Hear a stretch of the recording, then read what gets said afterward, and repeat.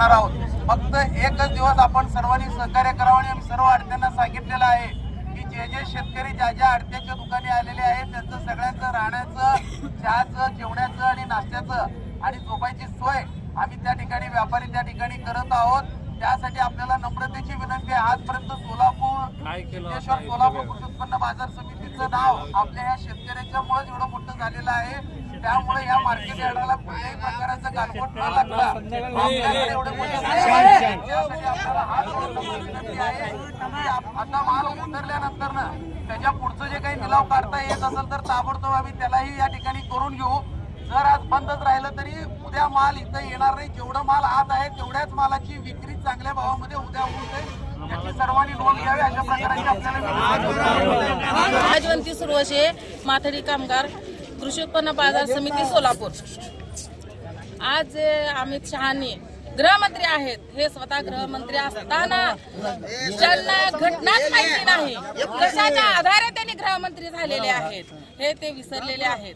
आणि त्यांनी ज्या आंबेडकरांना बोललेलं आहे की हे देव नाही, 7 वेळा सांगतो देव नाही, हे अपशब्द वापरणे खूप चुकीचं केलेलं आहे त्यांनी।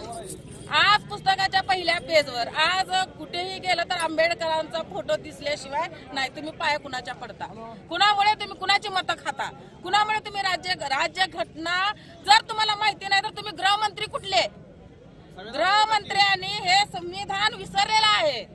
ही घटना जी आहे आंबेडकरांनी लिहिलेली आहे हे अख्ख्या वर्ल्ड मध्ये नाही, अख्खं वर्ल्ड नाव घेते की सोलापूर किंवा आज भारत देश पूर्ण देशाची जी घटना आंबेडकरांनी लिहिली त्यांच्या घटनेमुळे हा देश चालतो असं वर्ल्ड सांगतो की अशी राज्यघटना कुठेही नाही।